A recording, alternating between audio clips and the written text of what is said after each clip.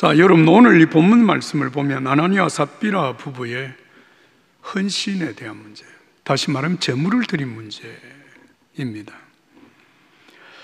성령 충만한 사도들이 복음을 전감으로 말미암아 여러분, 예수 믿는 믿음의 사람들이, 구원받는 사람들의 숫자가 날마다 더해갔습니다. 최초의 성경에 기록된 예수 믿는, 그리고 세례받은 숫자가 3,000명이었다. 그리고 베드로와 요한을 통해서 40세 된 장애인을 일으켜 세우는 사건을 통해서 여러분, 주께로 돌아온 사람들의 숫자가 남자만 5,000명이었다.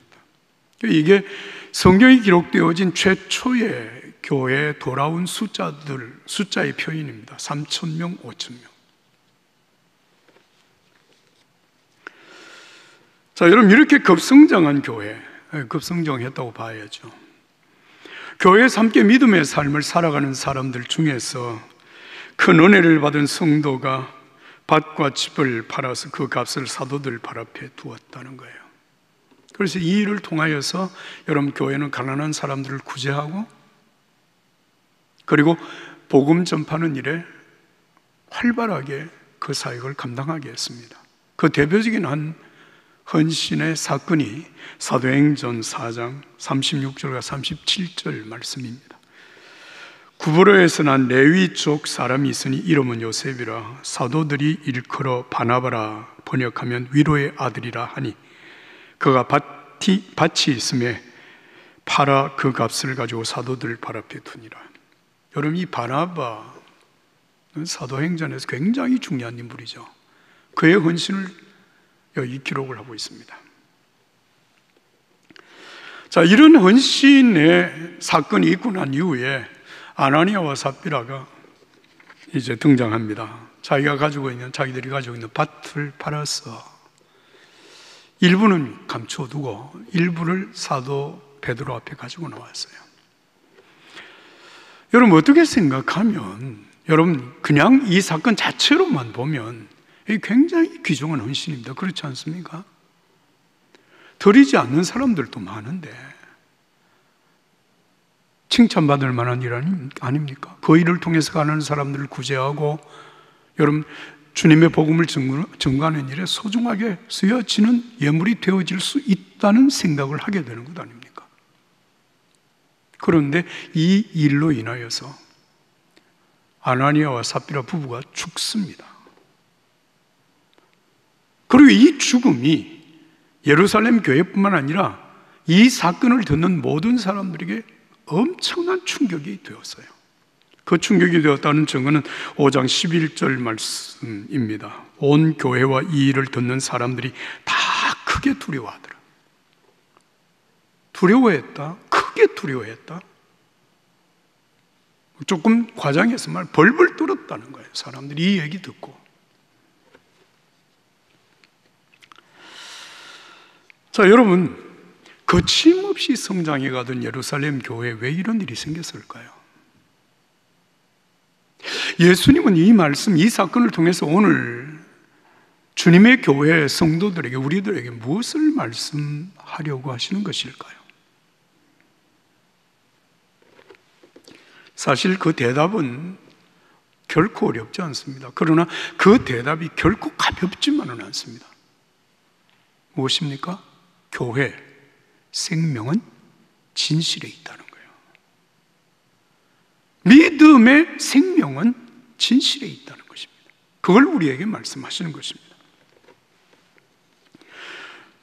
디모데전서 3장 15절의 말씀을 보면 하나님의 집은 살아계신 하나님의 교회요 진리의 기둥과 터이니라.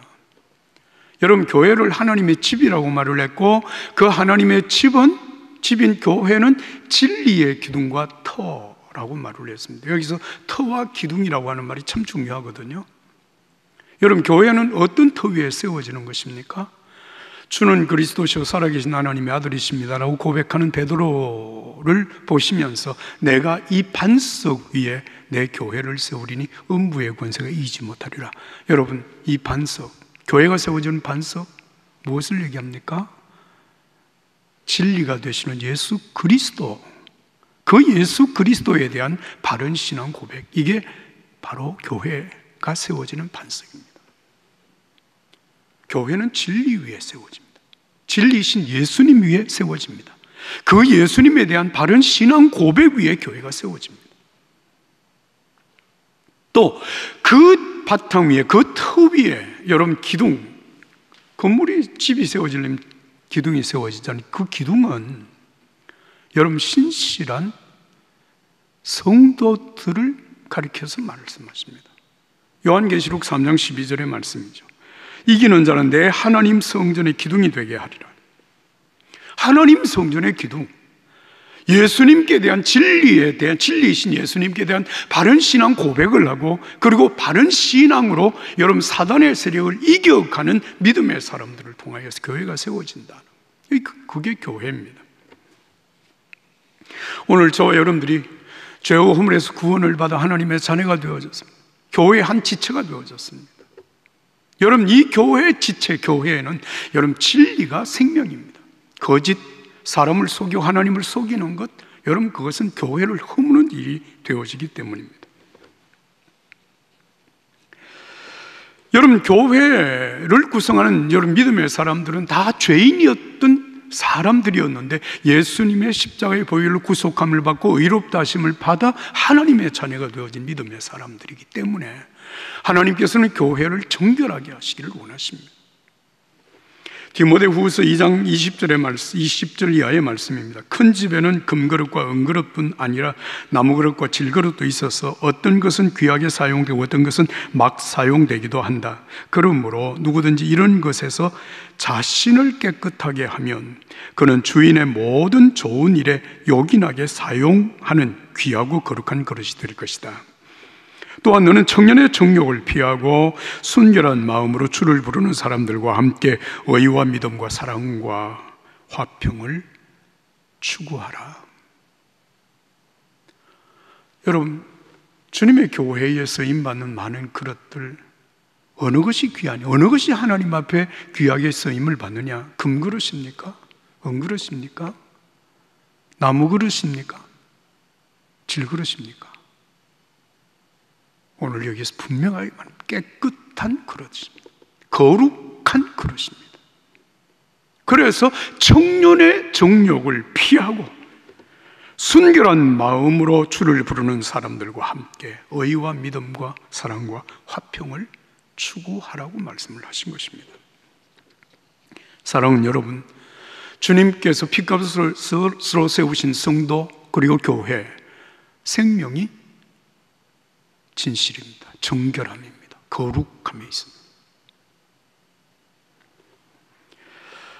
여러분, 연철을 강철로 만드는 과정을 여러분 아십니까? 연철은 보통 그냥 철을 얘기하는 것인데요, 그 철을 강철로 만들어가는 과정은 탄소 함유량을 올려서 연철을 강철로 만들어갑니다. 그 인류가 최초로 발견한 강철을 만드는 과정은 이런 것입니다. 그냥 철을 여러분이 목탄으로 불을 만들어서 불을 피워서 그 불이 한 800도 내지 한 1000도 정도가 되면 거기에 쇠를 넣으면 쇠가 시뻘겋게 달구어집니다. 그리고 눅눅해집니다. 그때 숯가루를 뿌려줍니다. 그리고 그 시뻘겋게 단 쇠를 꺼내가지고 여러분 햄머지를 합니다. 수십 번 햄머지를 합니다. 그리고 그것을 찬물 속에 집어넣어서 식힌 다음에 다시 그 과정을 반복하죠. 그러게 되면 연철은 탄소 함유량이 0.1% 이하입니다. 그런데 이 탄소 함유량이 점점 높아져서 0.1% 이상에서 1.7%까지 탄소 함유량이 높아집니다. 그러면 강철이 되는 거예요. 여러분, 강철이 되면 정말 유용한 도구를 만들어낼 수가 있습니다. 여러분, 교회 마찬가지입니다. 예수님의 십자가의 보혈로 구속함을 받은 하나님의 자녀들로 여러분 형성되어진 주님의 몸된 교회, 주님은 때때로 시련을 통해서, 고난을 통하여서 교회를 정결한 예수님의 신부로 세워가신다는 거예요. 이걸 우리가 아주 소중하게 여겨야 되는 것입니다. 자, 여러분, 우리는 이 사도행전 5장의 말씀을 그냥 이렇게 건성으로 읽으면 어떤 생각을 하게 되는가 하면, 땅을 팔아가지고 땅값을 다 바치지 않고 일부만 바쳐가지고 지금 이런 큰 재앙을 받았구나, 이런 생각을. 그래서 헌금을 생각합니다. 근데 여러분, 이 말씀의 소중한 핵심은 얼마를 드렸느냐의 문제가 아닙니다. 거짓말을 했다고 하는 데 있습니다. 속였다고 하는 데 있습니다. 누구를 속여, 누구 앞에 거짓말을 했습니까? 자기 자신을 속인 거죠. 일부만 드려놓고 다 드렸다고 얘기합니다. 자기를 속인 겁니다. 사도를 속인 겁니다. 하나님을 속인 거예요. 성령을 속인 거예요. 더 나아가서 교회를 속인 거예요. 이 일로 인하여서 끔찍한 사고가 벌어진 것입니다. 자, 그렇다면 우리가 여기서 생각해 봐야 될 대단히 소중한 문제가 있습니다.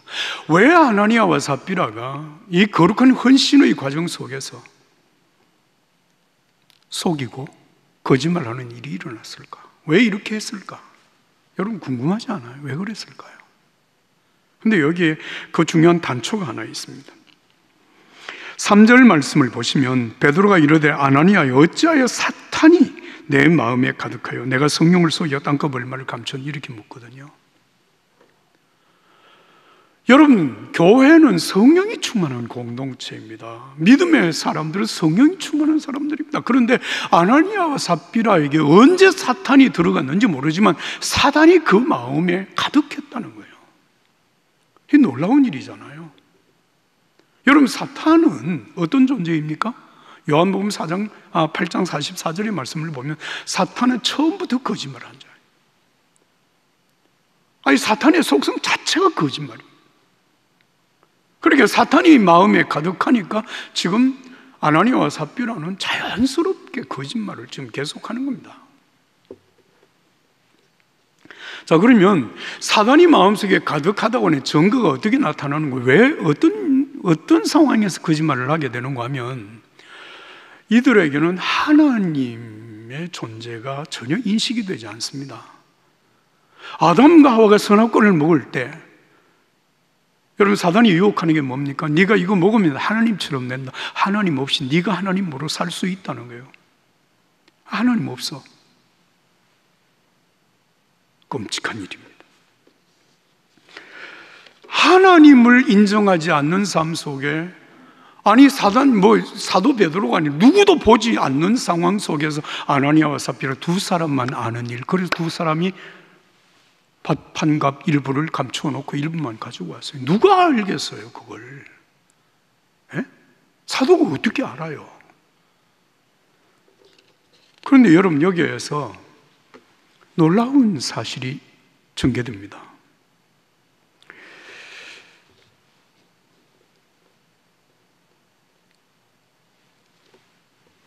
베드로가 아나니아에게 그리고 삽비라에게 계속 질문을 던지는 거예요. 여러분, 그 질문이 뭔지 한번 보시죠. 3절에 내가 성령을 속이고 땅값 얼마를 감추었느냐? 이렇게 묻습니다.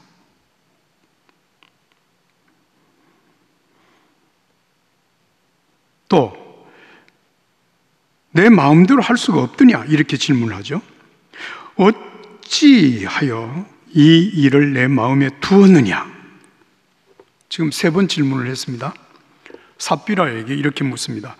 땅 판값이 이것뿐이냐? 이렇게 묻습니다. 그리고 어찌하여 너희가 함께 꾀하여 주의 영을 시험하려 하느냐? 이렇게 질문합니다. 여러분, 5장 1절부터 11절 사이에 아나니아와 삽비라에게 베드로가 질문하는 이 질문이 5번 반복됩니다. 어떻게 그런 일을 했냐? 이게 다냐? 아니지 않냐? 왜 그렇게 그런 나쁜 짓을 했냐? 이렇게 계속 질문을 합니다. 자, 여러분, 사실 이게 굉장히 신비로운 일 아닙니까? 조금 제가 좀 단도직입적인 얘기를 한번 해볼까요? 여러분들이 행한 일을 제가 알겠어요? 몰라요. 아무것도 몰라요. 그런데 어떤 건 알아요? 여러분, 교회라고 하는 게 참 신비로운 일입니다. 쥐도 새도 모르게 한 일이 드러납니다. 놀라운 일입니다. 그런데 이것을 덜추어 나가는 과정을 보면은 하나님께서 인간에 계속 질문을 하시는 거예요. 질문을 하는 거예요. 질문하시는 의도가 뭐냐 하면 너 항복해라, 그런 얘기가 아니고, 질문을 통해서 하나님 앞에 내가 정말 하나님의 존재를 인정하고 내 스스로를 성찰하고 잘못을 회개하고 믿음과 삶을 업그레이드 시키라는 거예요. 새롭게 다시 서라고 하는, 이게 질문하시는 하나님의 의도입니다. 여러분, 에덴 동산에서 아담과 하와가 선악과를 먹고 나무 아래 숨어 있을 때 하나님이 질문하시잖아요. 기억하시나요? 아담은 네가 어디 있냐? 누가 내게 벗었다고 말해 주었느냐? 내가 먹지 말라고 한 그 명령한 그 나무의 열매를 네가 먹었냐? 네가 어째서 이런 일을 저질러? 하나님이 계속 질문을 던집니다. 하나님이 바보라서 몰라서 지금 질문하시는 겁니까? 그런데 하나님을 인정하지 않는 아담, 계속 변명만 합니다. 그러다 에덴에서 쫓겨나잖아요. 여러분, 아나니아 삽비라의 비극이 여기에 있습니다. 사단이 마음에 가득할 하나님이 없어. 하나님이 없으니까 하나님이 사도를 통해서 질문하는 이 질문에 대하여서 계속 변명합니다. 답니다.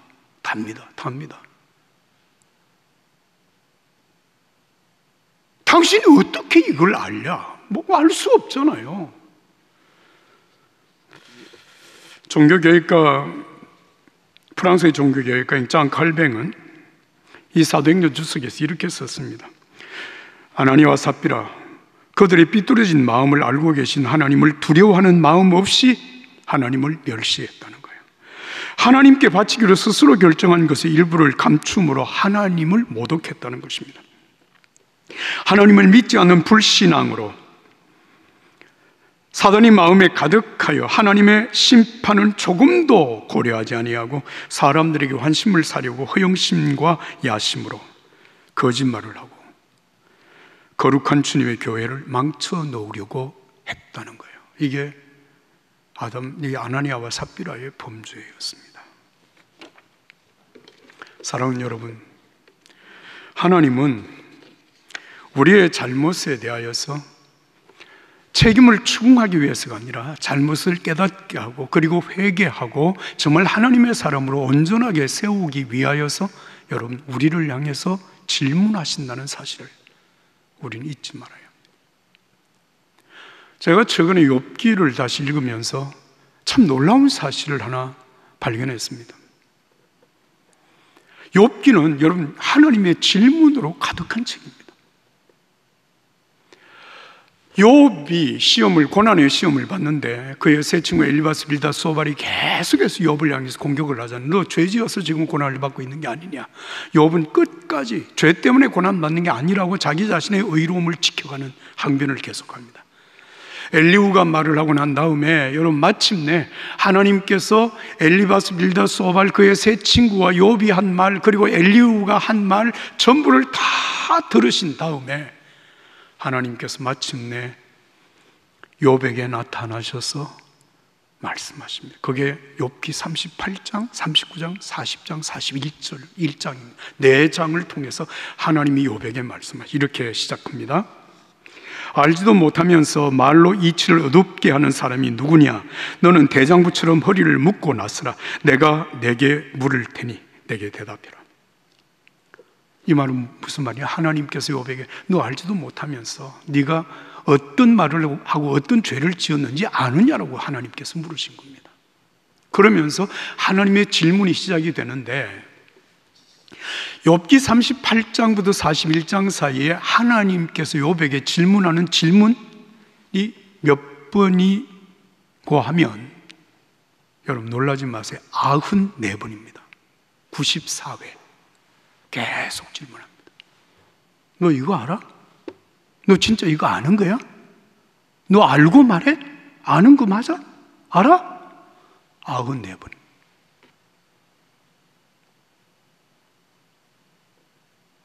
하나님이 지금 욥을 시험하는 게 아닙니다. 그 하나님의 질문을 통해서 하나님은 욥 자신을 스스로 돌아보게 하시고, 내가 알지 못하는 사이에 내뱉은 그 수많은 말들, 내 자신의 의로움을 변명하기 위하여서 사람 앞에서 내세웠던 그 수많은 말들 속에 지은 죄가 얼마나 큰지를 깨닫게 하시는 거예요. 비로소 욥기 42장 1절부터 6절까지 말씀을 보면 욥이 하나님 앞에 회개합니다. 잘 알지도 못하고 주님의 뜻을 가린 자가 누구입니까? 그게 바로 접니다. 내가 알지도 못하고 못하는 일을 말하였고, 너무 기이해서 알 수 없는 일들을 내가 내 입으로 내뱉었습니다. 그래서 내가 스스로 한탄하며 티끌과 죄를 뒤집어쓰고 회개합니다. 여러분, 욥기에 욥이 회개한다고 하는 말이 처음으로 나오는 것이 바로 여기입니다. 내가 회개합니다. 자, 그래서 하나님께서 이 욥기에서 이 욥을 어떻게 하나님이 이끌어 가시기를 원하셨느냐는 거예요. 여러분, 이게 굉장히 중요한 질문입니다. 사실 욥기 속에 이 중요한 질문에 대한 대답은 숨겨져 있습니다. 욥기 1장 2장을 여러분 읽어보시면 하나님이 욥을 인정하시는 장면이 나오잖아요. 욥은 의로운 사람이다. 동방에서 가장 큰 자다. 어떻게 보면 하나님이 최고의 찬사를 욥에게 지금 하는 것입니다. 그런데 욥이 고난을 받기 시작하고 시험을 당합니다. 그리고 마지막에 욥은 회개합니다. 하나님이 욥기를 통해서 욥을 어떻게 지금 이끌어 가시는 것일까? 여러분, 1장 2장의 욥의 의로움, 욥이 칭찬받는 그 욥의 경건함이라고 하는 것은 수많은 부자들 가운데서 자기 스스로 겸손하고 자기 스스로 경건하고 자기 스스로 노력해서 이루어낸 삶의 의로움, 자기 경건입니다. 하나님 그거 칭찬하셨어요. 그런데 시험을 통하여서 하나님께서 욥을 인정하신 최후의 의의는 무엇인가 하면 욥이 스스로 이루어낸 의, 정결함, 거룩함이 아닙니다. 하나님의 은혜가 아니면, 하나님의 긍휼이 아니면, 하나님의 사랑이 아니면 누구도 하나님 앞에 의로울 수 없다고 하는 사실을 욥에게 깨닫게 하시고, 비로소 욥이 그 사실을 회개하는 것입니다. 자기의 정당함을 계속해서 주장했던 욥이 마침내 하나님, 제가 죄인입니다. 내 자신의 의로움을 변명하기 위하여 쏟아낸 그 수많은 말들 속에 내가 알지 못하는 얘기, 깨닫지도 못하는 얘기를 쏟아냈습니다. 그리고 회개합니다. 욥을 하나님께서 이 고난 속에서 그렇게 하나님께서 욥을 업그레이드 시키는 것입니다. 질문을 통해서 욥을 깨닫게 하신 것입니다. 사랑하는 여러분, 오늘 하나님께서 우리의 양심을 통해서, 우리의 영적인 깨어있는 감각을 통해서 하나님은 우리에게 공개적으로, 때로는 은밀하게 질문하십니다.